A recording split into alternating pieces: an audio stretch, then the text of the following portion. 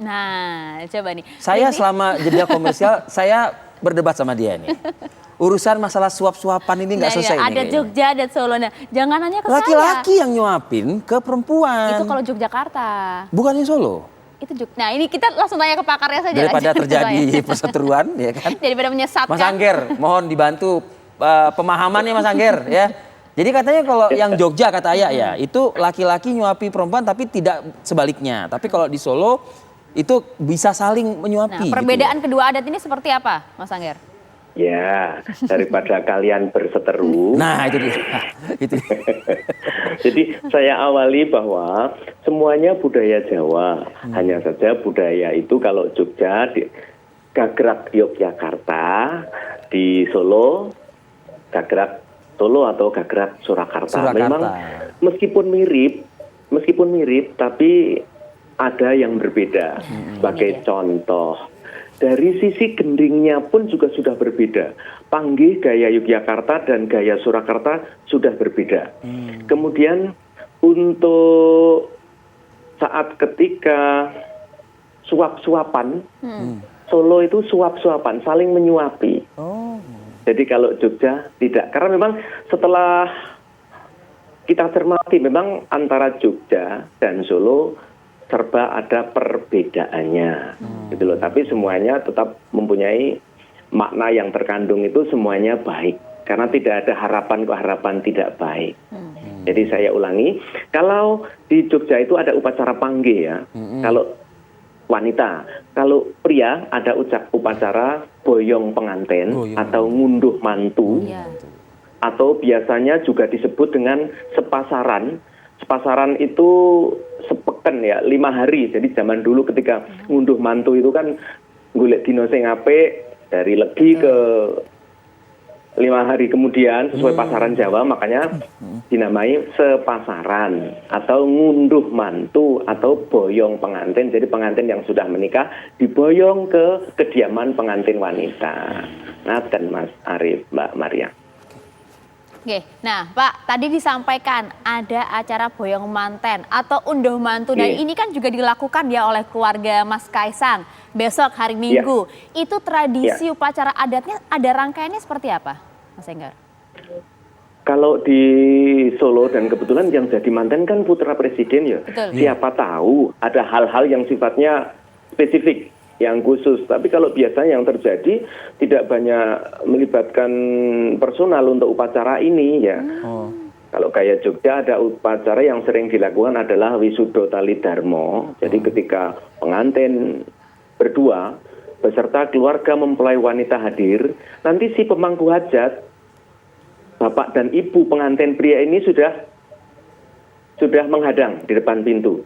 Kemudian diberikan segelas air putih dan sebagainya, ada yang diganti kerisnya juga, karena mengganti keris itu esensinya yang semula mengenakan keris kaneman, nom, anak muda, lalu kemudian menggunakan keris kasepuan, karena kelak di kemudian hari si pengantin itu kan akan menjadi wong tua juga, akan menjadi bini sepuh juga. Nah, terakhir mungkin Pak Enggar, ada kemudian sempat disampaikan para tamu pernikahan Mas Kaisang dan juga Mbak Erina dilarang menggunakan pakaian batik parang pada saat nanti memasuki Pura Mangkunegaran. Ini apa alasannya sebenarnya? Sebenarnya kan yang dilakukan oleh Raja, karena tempatnya di Mangkunegaran ya, yang dikenakan oleh Raja sedapat mungkin ojo digunakan oleh masyarakat umum, karena nanti kesannya nantang ratu zaman dulu loh ya.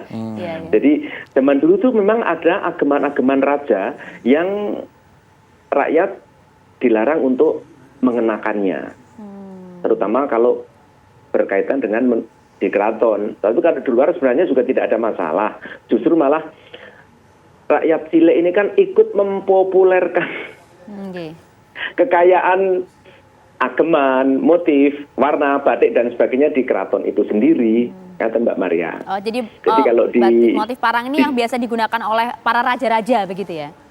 Iya, apalagi yang parang besar, ada parang barong, kemudian ada gurdo itu ada Garuda. Iya. Itu biasanya kalau rakyat biasa lalu kemudian mengenakan itu, mungkin juga tidak ada yang memarahi, tapi kan tabu. Oke. Oke. Saya mau satu lagi dong, boleh nggak? Jadi gini, bolehkah nanti pada saat akad nikah, Pak Angger, calon mempelai sudah bertemu di meja pada saat melangsungkan ijab kabul, atau si perempuan masih disimpan dulu untuk proses panggih, katanya begitu. Secara adat ini ya. Oke, kita lihat saja nanti.